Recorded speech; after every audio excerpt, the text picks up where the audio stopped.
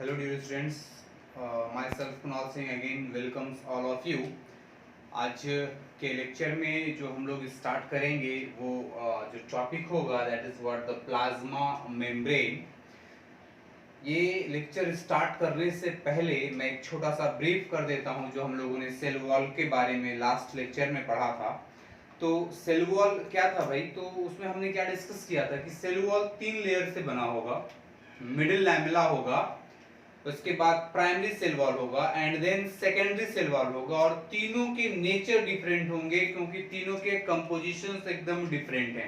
Composition same नहीं है, they are made up of different different materials. As for example अगर secondary cell wall की बात करेंगे तो वहां पे लिग्निन प्रेजेंट है, सिबिरिन प्रेजेंट है, टैनिन्स प्रेजेंट है, रेसिन्स प्रेजेंट है। ये सारे भी मटेरियल्स, ये सारे भी मॉलिक्यूल्स, ये सारे भी कंपाउंड ये मिडिल लैमेला और प्राइमरी सेल वॉल में प्रेजेंट नहीं है। प्राइमरी सेल वॉल में क्या है भाई, hemicellulose, cellulose, polysaccharides, these all kinds of materials are present in case of primary cell wall. But the middle lamella की जब बात होती है तो middle lamella is made up of calcium and magnesium pectates, ठीक है। और ये जो middle lamella है इसे हम कनेक्टिंग वॉल भी कह सकते हैं। दो एडजेसेंट सेल्स के बीच में, दो नेबर सेल्स के बीच का ये एक तरह से कॉमन वॉल भी है ना। और दोनों सेल्स के बीच में वो कॉमनली सीमेंटिंग लेयर भी कहते हैं। दोनों सेल्स के बीच में वो कॉमन लाइन है। जैसे मान लीजिए कि अगर ये 3 है, ठीक है, ये 3 लेयर हैं, तो ये जो ब्लू कलर आप देख रहे हैं ये इसके लिए भी कॉमन है, इसके लिए भी कॉमन है, मतलब ये दोनों में है। इस पे दोनों का हक है, ये दोनों के ऊपर जुड़ा हुआ है, दोनों से जुड़ा हुआ है, दोनों से मिलकर है, अलग नहीं है। ये भी इस पे हक रखेंगे, ये भी इस पे हक रखेंगे। तो this is what the link in between the two part. अब उसके बाद एक और एग्जांपल मैं देता हूं मिडिल लैमेला को समझने के लिए। सपोज दैट कि आपके जूते फट जाते हैं या मतलब कुछ तो भी कोई भी प्रॉब्लम हो जाती है, या मग टूट जाता है या प्लास्टिक का कोई सामान टूट जाता है, तो आइदर आप मोची के पास जाते हैं जूते को रिपेयर करने के लिए। तो जो चीज ऐसा चिपक के था पहले वो ऐसा खुला था, खुल गया गलती से, मतलब ये कुछ तो भी डैमेजेस हो गए, तो मोची क्या करता है बीच में यहाँ पे कुछ तो भी केमिकल डालता है और इसको प्रॉपर्ली फिर से ऐसा चिपका देता है। तो वो जो केमिकल है ना, that particular chemical we can see it as middle lamella. मैंने आपको बोला है कि बायोलॉजी के लिए कहीं आपको दूर जाने की जरूरत नहीं है, आसपास में ही आप उसके एग्जांपल को ढूंढ सकते हैं। तो मिडिल लैमेला को हो गया, घर में कोई चीज, कोई बर्तन टूट जाता है या प्लास्टिक का कोई सामान, खिलौना, बच्चों का खिलौना टूट जाता है, तो आप उसे फेविक्विक से जोड़ देते हैं। That particular Fevikwik can be called as the middle lamella. उसे मिडिल लैमेला कह सकते हैं कि उस पे दोनों टुकड़े का हक है, दोनों टुकड़ों का उस पे अधिकार है, और दोनों के बीच में सीमेंटिंग लेयर का काम कर रहा है। और वो एक रिजिड स्ट्रक्चर था, जो सेल वॉल था वो रिजिड था, वो स्ट्रेंथ प्रोवाइड कर रहा था, मैकेनिकल प्रोटेक्शन प्रोवाइड कर रहा था। अब उसके बाद सेल वॉल को पढ़ने के बाद हमने उसकी डिस्कवरी वगैरह सारी चीजें हमने देख लिया, इंट्रोडक्शन से लेकर के हिस्ट्री तक सारी चीजों को हमने डिस्कस किया था लास्ट क्लास में, उसके फंक्शंस तक हमने डिस्कस किया था। अब आज का जो हमारा लेक्चर होगा वो हम पढ़ेंगे प्लाज्मा मेम्ब्रेन के बारे में, कि what exactly a plasma membrane is, किसे कहते हैं प्लाज्मा मेम्ब्रेन, किस तरह का होता है, क्या उसमें कुछ मॉडल्स भी होंगे, तो उनकी हिस्ट्री के बारे में, हिस्ट्री में थोड़ा बहुत कुछ चीजें हम लोग देखेंगे, किसे डिस्कवर किसने किया, हु डिस्कवर्ड और who named that plasma membrane, किसने नाम रखा, नेमिंग किसने किया, उसके बाद इसके और कितने नाम होते हैं, इसका फंक्शन क्या होता है, इनके कंपोजिशन क्या होते हैं। जैसा हमने कंपोजिशन देखा था सेल वॉल में, सेम यहां भी हम कंपोजिशन देखेंगे कि chemical composition of plasma membrane क्या होता है। हाँ तो बच्चों, स्टार्टिंग विद प्लाज्मा मेम्ब्रेन, इसके कई नाम होते हैं। That particular plasma membrane, in short, we can say it as PM, the Prime Minister। मैं पहले भी फाउंडेशन के कोर्स में एक हंसी मजाक के लिए अपन कह सकते हैं PM for Prime Minister and PM for plasma membrane. It can be also called as cell membrane. It can be also called as cell membrane. It can be also called as cell membrane. In short, we can write it as CM. It can be also called as plasma lemma. It can be also called as plasma lemma. तो इनके कई नाम हैं, इनके कई नाम हैं, and the naming of that plasma membrane is done by, it is named, it is named by Nageli, Nageli करके and Kramer, Nageli and Kramer. These two scientists named that, he given the name. जैसा होता है ना कि कोई बच्चा पैदा हुआ तो कोई दादा अंकल आंटी ये नाम रखते हैं बच्चे का, या पिताजी रखते हैं या माताश्री रखती हैं, वैसे ही ये इन्होंने इनका नाम रखा, जो नेमिंग की गई ये इनके थ्रू की गई है। और ये एक तरह से it guards the cells, it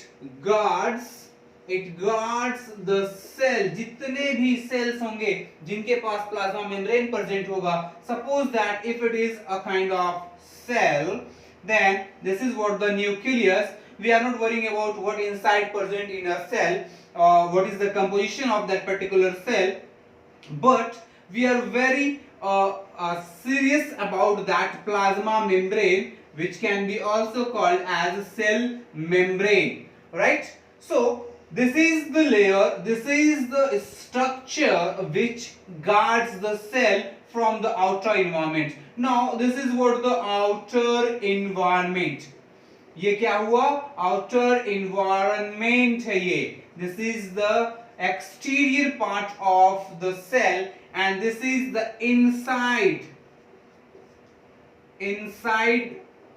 part of cell. This is inside the cell, this is outside the cell. Now we all know that particular cell sometimes gains some molecules from the outer environment, and that environment you should not have to imagine about the atmosphere.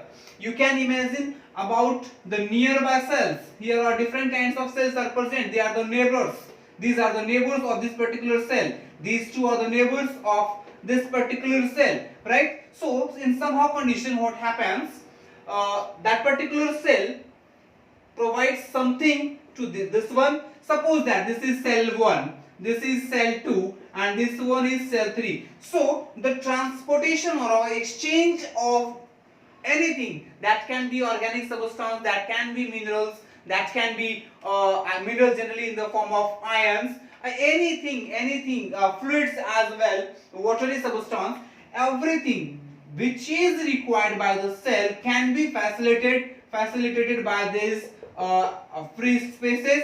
ये जो free space आप देख रहे हो, intercellular matrix, जो ये matrices हैं, इस मैट्रिसेस में बहुत सारे मिनरल्स प्रेजेंट होते हैं, उनके पास ऑर्गेनिक सब्सटेंस प्रेजेंट होते हैं, सारी चीजें प्रेजेंट होती है। तो कई बार ये यहीं से गेन कर लेता है और कई बार ये सेल से गेन करता है, और कई बार ऐसा भी होता है कि ये इस सेल को भी प्रोवाइड करता है और यहां से अपने मटेरियल यहां भी छोड़ता है, right?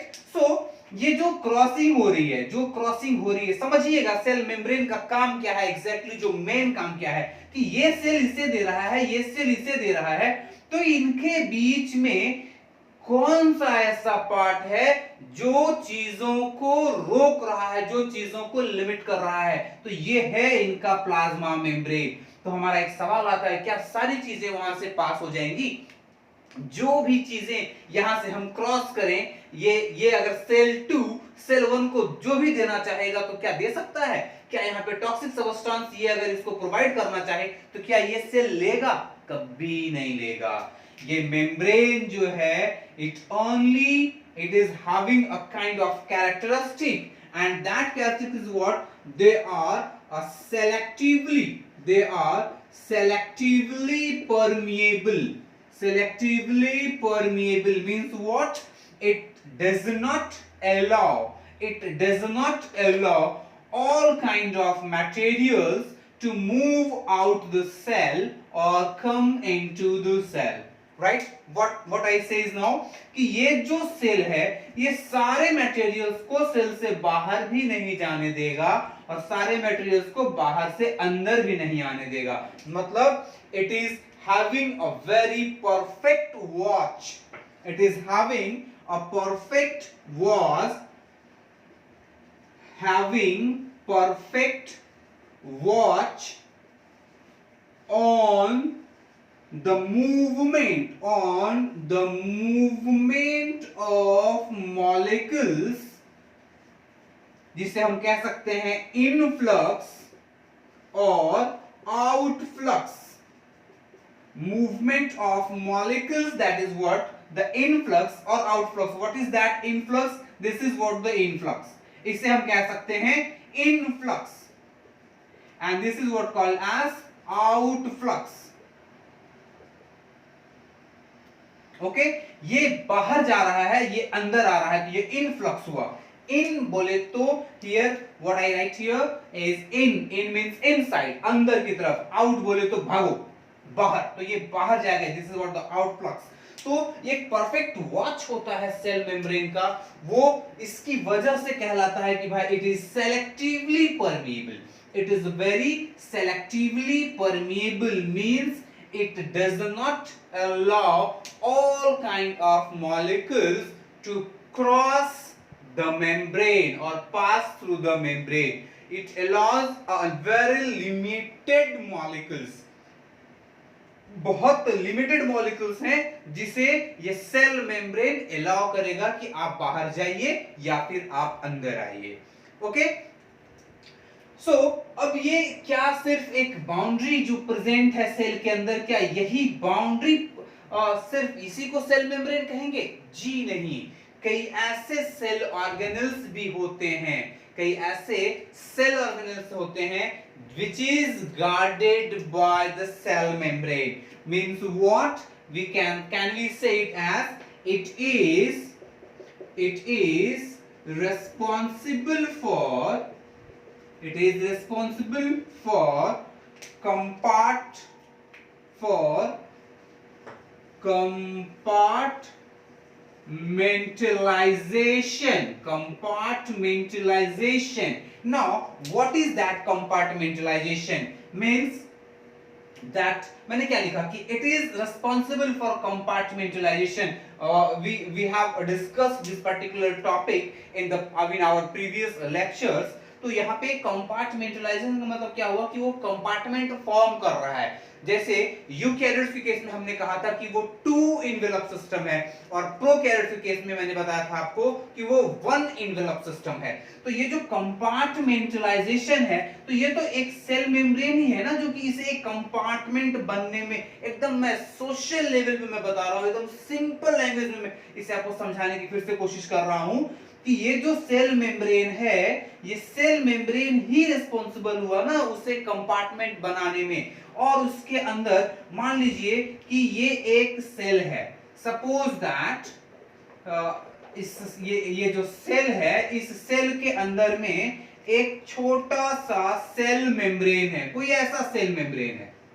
Okay, and that cell membrane is also guarded by a membrane. That not cell membrane, that cell organelle. It is slip of tongue. That cell organelle is also guarded by a membrane. So that membrane further creates here a compartment. So that cell membrane or plasma membrane or plasma lemma is very responsible for the compartmentalization of the cells. Compartmentalization of cells means it also guards many cell organelles, like mitochondria, like endoplasmic reticulum, which is abbreviated as ER, जिसे हम ER भी कहते हैं. The Golgi bodies, जिसे हम short में GB कहते हैं. The lysosomes,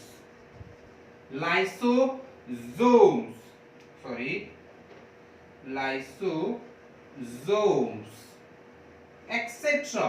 So these all are a kind of cell organelle which have plasma membrane or cell membrane. It is membrane bounded cell organelle. These all can be also called as, these all organelles can be also called as membrane bound cell organelles. Membrane bound cell organelles. These are called as membrane bound cell organelles. Now a very important thing, what is the composition of the plasma membrane, और यहाँ पे मैं cell membrane ज्यादा बड़ा नहीं लिख करके short में लिख देता हूँ, ठीक है. What is the composition? What is the composition of cell membrane? Cell membrane का composition क्या है? तो मैं आपको बता दूं कि it consists of क्या क्या है भाई इसके पास. तो पहला चीज जो हम कह सकते हैं कि इनके पास प्रोटीन्स हैं. इनके पास प्रोटीन्स हैं. कई तरह के प्रोटीन्स है, वो मैं आगे बताऊंगा. जैसे यहीं पे थोड़ा सा मैं बता दूं, intrinsic and extrinsic proteins, and the total concentration of total percentage of these proteins can be taken as 20 to 70%. Means they are playing a very important role in this in the composition of plasma membrane or the cell membrane. Second is what? The lipid. It is very important. It is having a very important role in forming the plasma membrane. Generally phospholipids are present. Generally phospholipids are present in case of plasma membrane, and the percentage may vary from 20 to 79%. 20 to 79%. So the maximum, this is what the maximum, this is the maximum composition or maximum concentration. Maximum concentration जो होता है, जो सबसे ज्यादा role play करता है, वो lipids होते हैं, जो उनके कंटेंट्स होते हैं. It consist of maximum of lipids.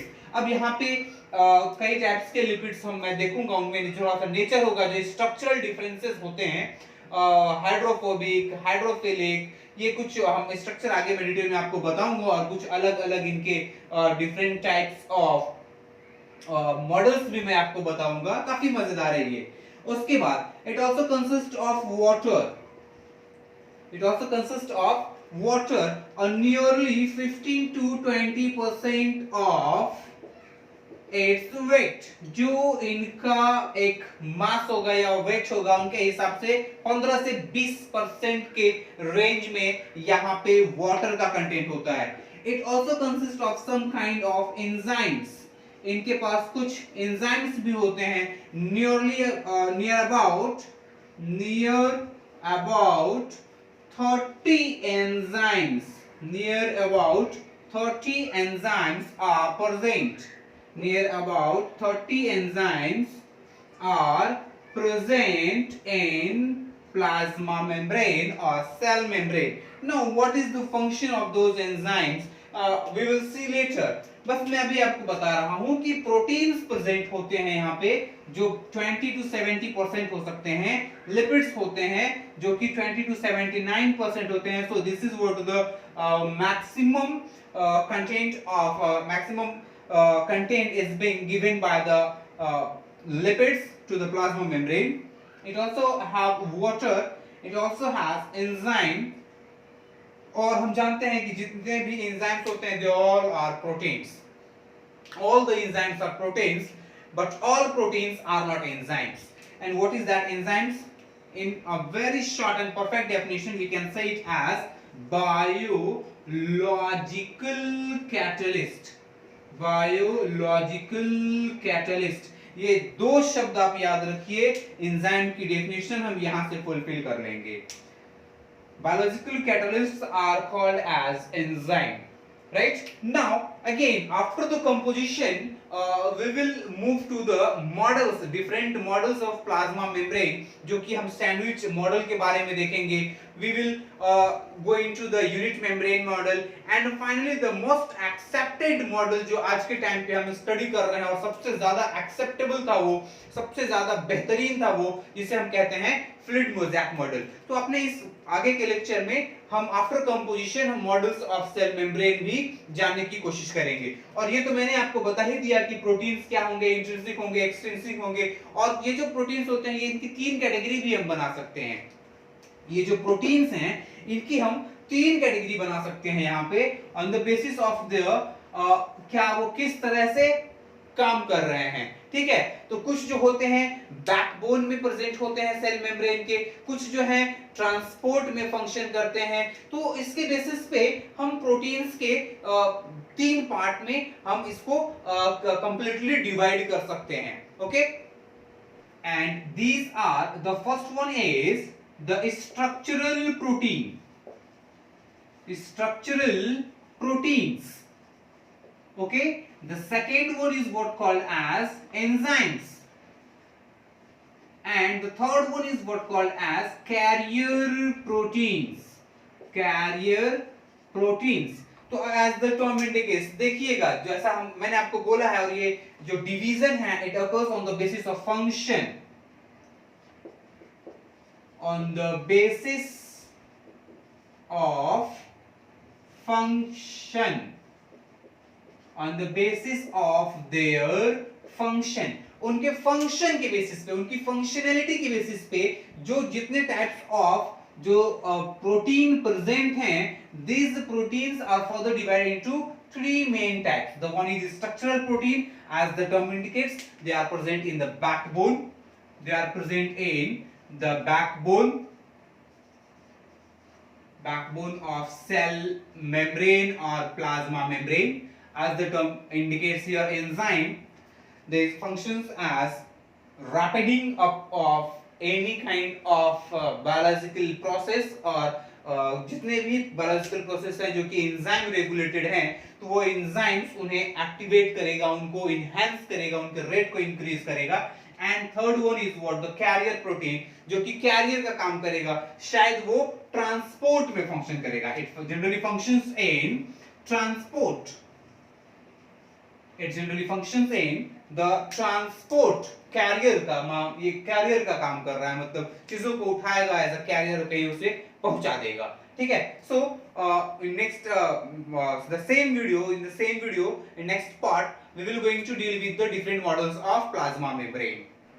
So now students, we will deal with models of plasma membrane. plasma membrane के कितने मॉडल्स हैं, हम इसे देखने की कोशिश करेंगे.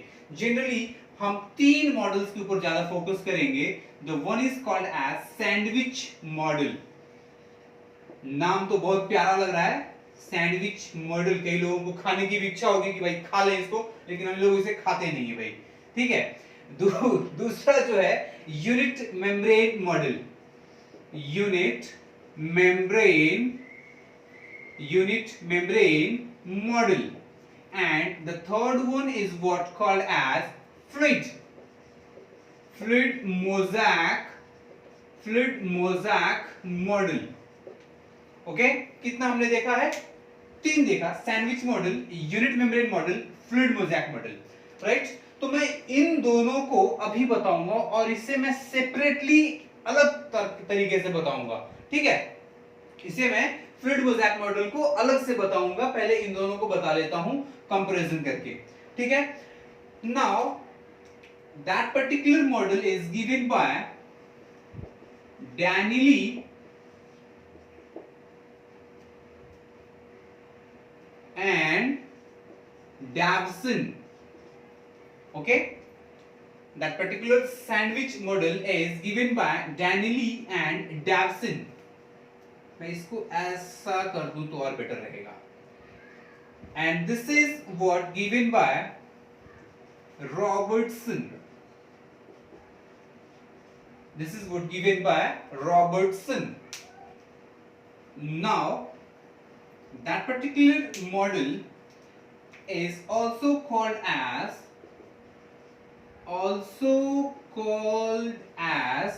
trilamellar model. ओके, हमने अभी तक क्या देखा? सैंडविच मॉडल को ट्राइलैमिलर मॉडल भी कहेंगे। और ये जो देने वाले थे, जिन्होंने ये इस मॉडल के बारे में बताया था, वो थे डैनली एंड डैवसन। कौन थे भाई? डैनली एंड डैवसन थे। He is Danieli and Davison, and that unit membrane model is given by Robertson. Okay, given by Robertson. मैं एक सिंप्लीफाइड फिगर बनाता हूं दोनों के केस में। जैसे ये मान लीजिए,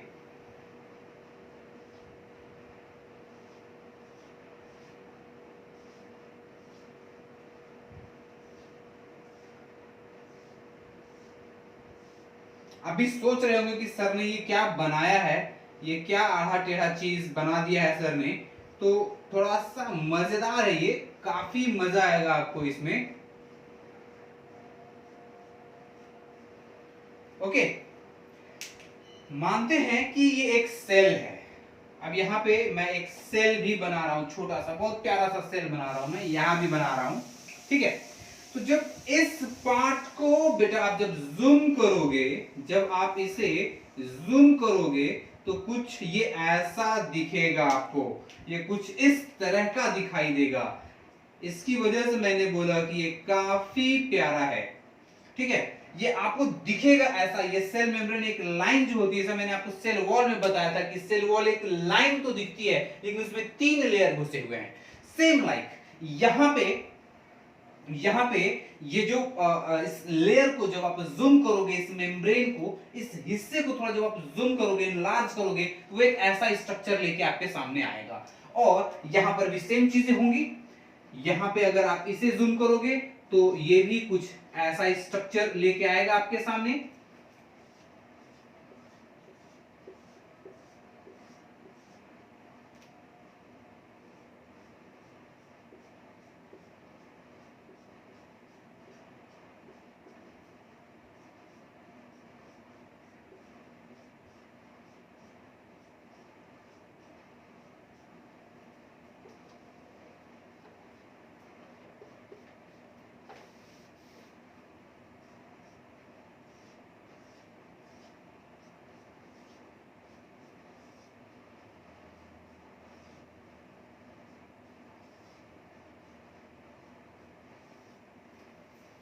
ओके, ये हो गया।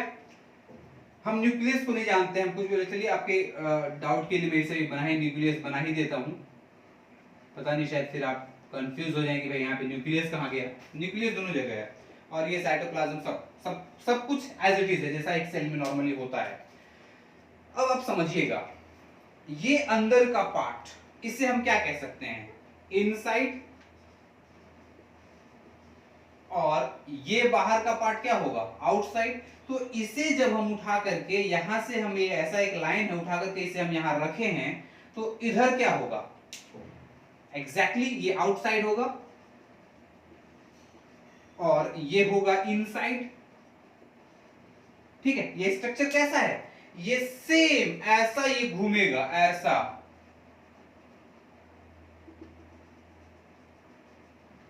ठीक है, और ये इधर से मान लीजिए ये ऐसा घूम रहा है। ओके, तो ये एक तरह से ये सेल ही बन गया ना, ये एक सेल बन गया। इसी को हम थोड़ा सा जूम कर लिए। ठीक है, तो ये इनसाइड हो गया, ये आउटसाइड हो गया। Same like here, this is what inside and this one is outside. दोनों के केस में ये हिस्सा कॉमन है। Okay, this is very common, जिसमें इसे हम कहेंगे, ये जो पार्ट है, जो हेड है, ये दोनों तरफ से इधर के भी हेड को, इसे हम कहेंगे hydrophilic. It is hydrophilic head, it is hydrophilic head. Now what is that hydrophilic means? अगर आप इस हाइड्रोफिलिक को ब्रेक करते हैं, अगर आप इसे हाइड्रोफिलिक को ब्रेक करते हैं तो ये आप क्या लिख सकते हैं? Hydro plus philic means hydro बोले तो water, this is what water, and philic means love. Philic simply means love, affection, जो water loving है. Okay, and now this is what hydrophobic. Hydrophobic. अब ये सर के जैसा दिख रहा है, हेड के जैसा दिख रहा है, इसलिए हमने इसे हाइड्रोफोबिक हेड कहा। और ये पूंछ के जैसा दिख रहा है, तो एक ये लिपिड है, this is what the lipid, this is what the lipid. Okay, now these lipids, अगर ये जो लिपिड है, ये जो लिपिड है यहां पे दिया हुआ है, इसमें क्या दो हेड है, दो पार्ट है। ये हेड है, ये जो पार्ट है, ये जो पार्ट यहां पे दिया हुआ है, this is what head and this one is what the tail. Again here this is what the head and this one is what the tail. Sorry, L लिख दिया मैंने, T, here also T. Okay, tail, head and tail। तो ये जो head है, समझिएगा, ये जो हेड है ये हाइड्रोफिलिक नेचर है इसका, ये क्या है? हाइड्रोफिलिक नेचर है। और ये जो टेल है, ये जो टेल दिया हुआ है वो हाइड्रोफोबिक है, तो इसे हम क्या कहेंगे भाई? ये है हाइड्रोफोबिक टेल। अब जो हाइड्रोफिलिक है, ये जो हाइड्रोफिलिक है, ये होते हैं polar in nature, they are polar, they are polar molecule, they are polar molecule. And जो हाइड्रोफोबिक होते हैं, they are non polar, they are non polar in nature. And hydrophilic heads are polar in nature, hydrophobic tails are non-polar in nature. Same here, यहां भी ये जो head का part होगा, इसे हम कह सकते हैं hydrophilic head, and it is polar in nature, and this is what this can be called as like the same, इसके जैसा हाइड्रोफोबिक टेल और नॉन पोलर इन नेचर। तो अब इसमें और उसमें डिफरेंस कहां है? डिफरेंस क्या था कि इस सैंडविच मॉडल में इन्होंने क्या बताया कि ये ऐसा दोनों तरफ से, बाहर से भी और अंदर से भी प्रोटीनस स्ट्रक्चर प्रेजेंट है। और this protein is what called as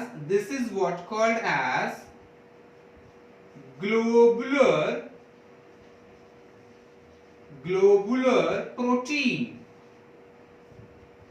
गैनली and Davson ने क्या कहा कि ये अंदर की तरफ से भी और बाहर की तरफ से भी ग्लोबुलर प्रोटीन है। या हम क्या कह सकते हैं कि जो बाहर की तरफ जो प्रोटीन मॉडल प्रेजेंट है, जो प्रोटीन स्ट्रक्चर प्रेजेंट है, वो बीच में दो फॉस्फोलिपिड का जो लेयर है उसको कवर करके रख रहा है। या फिर दूसरे तरीके से क्या कह सकते हैं कि दो प्रोटीन लेयर, अब यहां पे जैसे मान लीजिए मैं लिखता हूं, अगर ये क्या है भाई? प्रोटीन है तो P लिखेंगे, ये क्या है भाई? तो लिपिड है, ये क्या है भाई? तो लिपिड है, ये क्या है भाई? तो प्रोटीन है। तो क्या हुआ? PLLP। तो ये protein lipid lipid protein, protein lipid lipid protein. यहां पे भी सेम आएगा। ये क्या है भाई? This is what the lipid, this is what the lipid.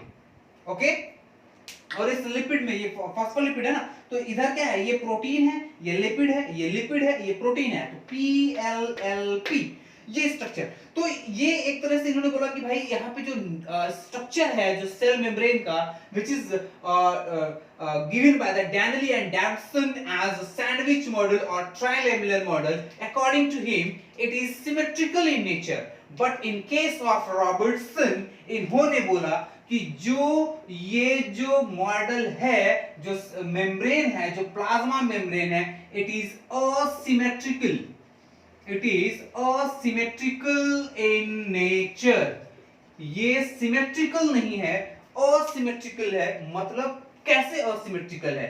तो ये बोले कि भाई यहां पे अलग अलग तरह का प्रोटीन प्रेजेंट है। मैं एक ऐसा ही प्रोटीन बना रहा हूं, ठीक है, जो कि बहुत ज्यादा आपको तकलीफ ना दे।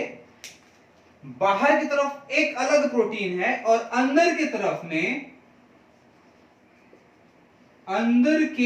में एक अलग तरह का प्रोटीन है। मैं अलग अलग स्ट्रक्चर बना रहा हूं ताकि आपको ये क्लियर हो जाए कि यहां पे कुछ डिफरेंस है, ठीक है। बाहर की तरफ एक अलग तरह की प्रोटीन है और अंदर की तरफ अलग प्रोटीन है। यहां पे क्या बताया गया कि दोनों भी तरफ फॉस्फोलिपिड के दोनों तरफ, चाहे सेल के अंदर की बात हो या सेल के बाहर की बात हो, ये सेल के बाहर के हिस्से में ऐसा प्रेजेंट है, तो बाहर की तरफ जो होगा वहां भी ग्लोबुलर प्रोटीन है और अंदर की तरफ जो है वहां भी ग्लोबुलर प्रोटीन है। लेकिन रॉबर्टसन के केस में क्या बोला इन्होंने कि बाहर की तरफ एक दूसरा प्रोटीन है और अंदर की तरफ दूसरे तरह का प्रोटीन है, दोनों का नेचर डिफरेंट है।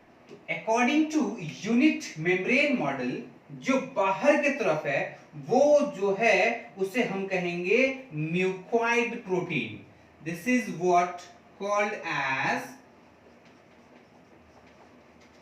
mucoid protein, and the protein which is present inside the membrane is what called as non mucoid protein, or we can say it as mucoprotein or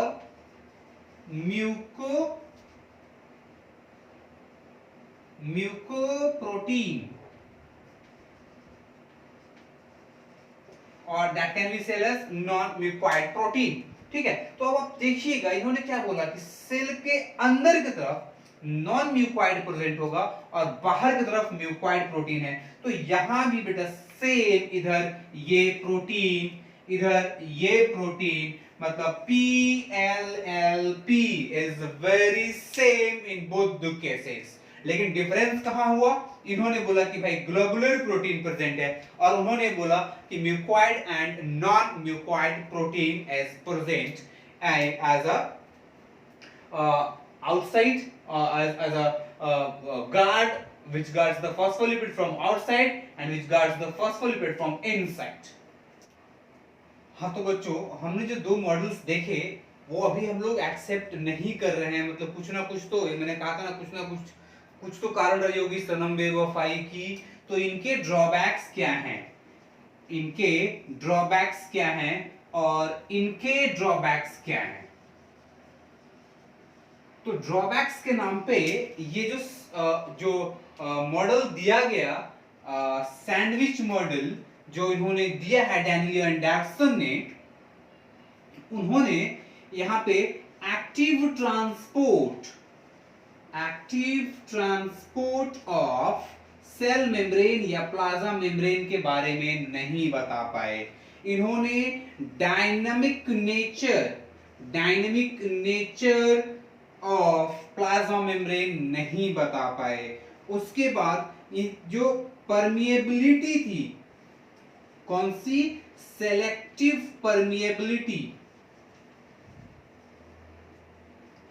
ये भी ये एक्सप्लेन नहीं कर पाए। और उसके बाद यूनिट मेम्ब्रेन मॉडल आया रॉबर्टसन के थ्रू, जहां पे इन्होंने ट्रांसपोर्ट के बारे में तो थोड़ा बता दिया, लेकिन again he also didn't able to explain the dynamic nature of cell membrane or plasma membrane. Now he also not explained the selective